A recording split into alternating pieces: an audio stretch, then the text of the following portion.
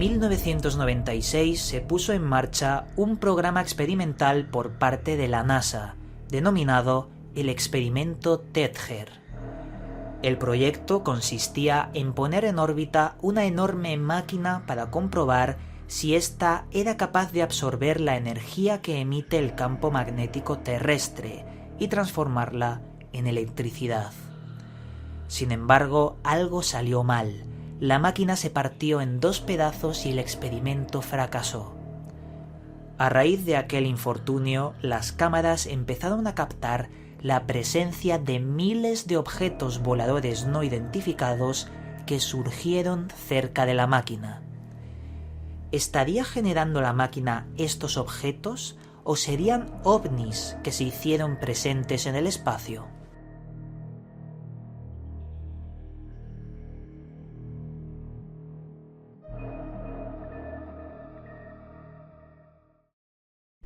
Saludos, buscadores del misterio, y gracias por asistir a granmisterio.org. Muchas veces las agencias espaciales, y sobre todo la NASA, realizan proyectos y programas muy raros que tienen la categoría de ser experimentales. Algunas veces son públicos, pero otras no. Y cuando lo hacen público, sencillamente con el tiempo, corren una cortina de humo y hace que la gente se olvide de esos programas. Hoy os voy a hablar de un programa experimental de la NASA que fue público, porque hay grabaciones y demás, pero que no interesaba mucho que se hablase de esto, porque lo que apareció en las cámaras de la lanzadera Columbia fue unos objetos voladores no identificados que surgieron en el espacio a millares. Y cuando digo a millares, es a millares, muchísimos objetos ante las cámaras. Objetos que no tienen ningún tipo de explicación. Veréis, os voy a hablar del incidente Tether. Un incidente que se produjo el 25 de febrero de 1996, en una latitud cercana al noreste de África. Allí, la lanzadera espacial Columbia lanzó una enorme máquina de 18 kilómetros de largo, imaginaos qué pedazo de máquina, y la lanzó para ponerla en órbita. Esta máquina desde abajo, desde el suelo, se veía como un enorme filamento, un tubo de hierro que la gente, contemplaba con asombro, como es lógico. La máquina tenía un programa experimental. La NASA quería ver si esa máquina era capaz de aprovechar el campo magnético terrestre, el que nos protege de las radiaciones cósmicas, y a ver si se aprovechaba de eso y generaba electricidad para futuras operaciones espaciales que se abastecieran de la electricidad de esta máquina. Como veis, son ideas bastante exóticas que simplemente eran experimentales y querían probar si funcionaba. Pero mientras pusieron en órbita esta enorme y colosal máquina, algo malo pasó. La máquina se partió en dos. Una de las grandes partes de esta máquina cayó a tierra, pero la otra se dirigió un poquito más hacia arriba y quedó suspendida en el espacio. Y ahí es cuando empiezan a acontecer fenómenos que se escapan de nuestro raciocinio. Algo muy extraño pasó.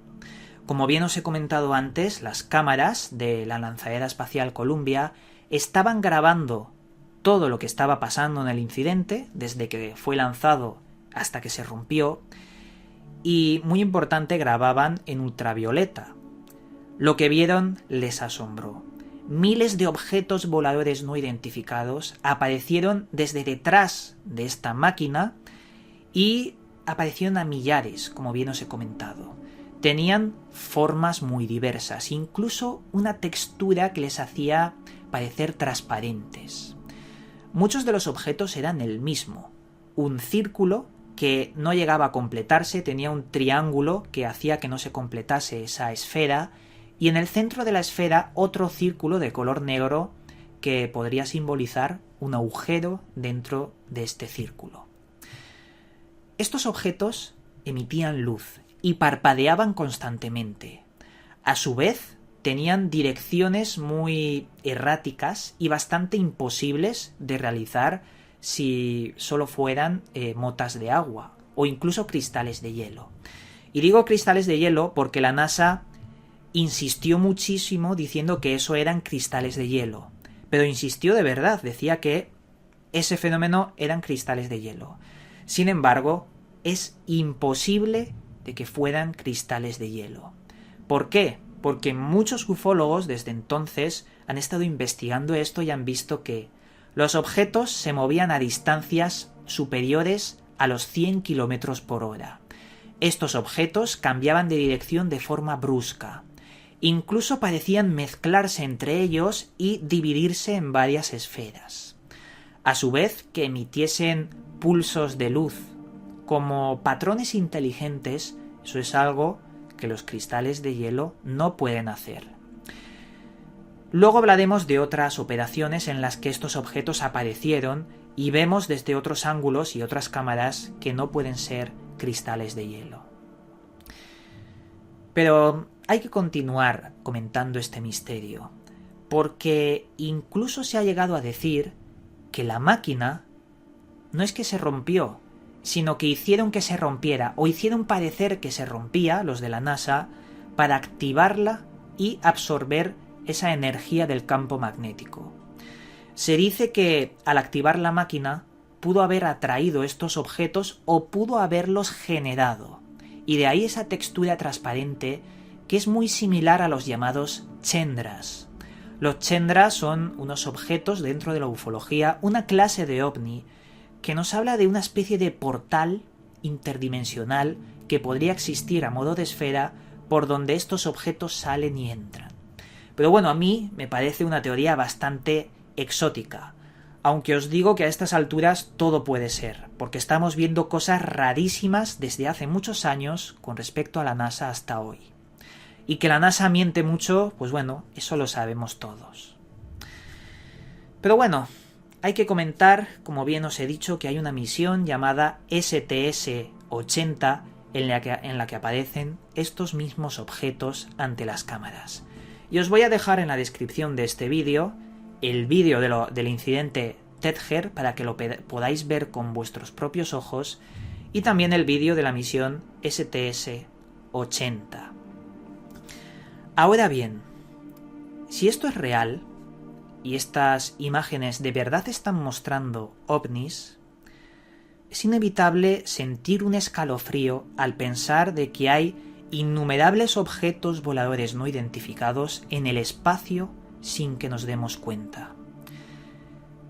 ¿Se dejarán ver cuando ellos quieren? ¿O están ahí simplemente esperando algo? ¿O nos están vigilando? La verdad es que da mucho miedo pensar que ahí arriba hay tantos objetos como los que vemos en las imágenes. También este misterio se relaciona con los extraños objetos que aparecen alrededor del Sol, en cámaras como la SOHO o LASCO, desde hace mucho tiempo.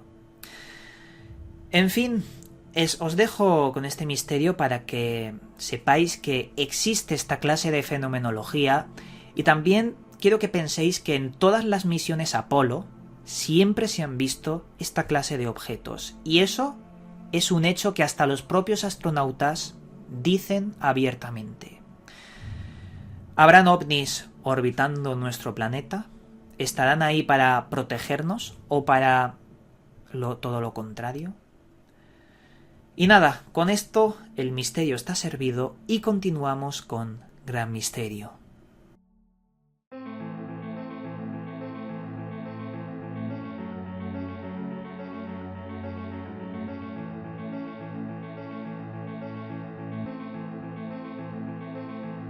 Esta vez, en la sección Libros recomendados, os traigo el siguiente libro, Crónicas de otros mundos, escrito por el gran ufólogo Jacques Vallée. El señor Jacques Vallée es uno de los más importantes ufólogos de todos los tiempos. ¿Por qué? Porque este fue uno de los pioneros en utilizar un método científico para el estudio de la fenomenología ovni. Incluso diseñó una serie de matemáticas para poder predecir los patrones que estos objetos estaban utilizando para aparecer en nuestro planeta. Realizó una serie de líneas y demás muy impresionantes porque acertaba. El subtítulo de este libro dice así: un punto de vista científico sobre el fenómeno ovni. Con eso os digo todo. Es un libro digno de colección. Es uno de las piedras angulares sobre la ufología. Y no os va a defraudar este libro. Creo que es algo complicado de encontrar, pero esto es como siempre. Los buenos libros se pierden en el tiempo. Y nada, con esto, como siempre, os mando un fuertísimo abrazo, un cálido abrazo, y nos volveremos a ver en otro vídeo.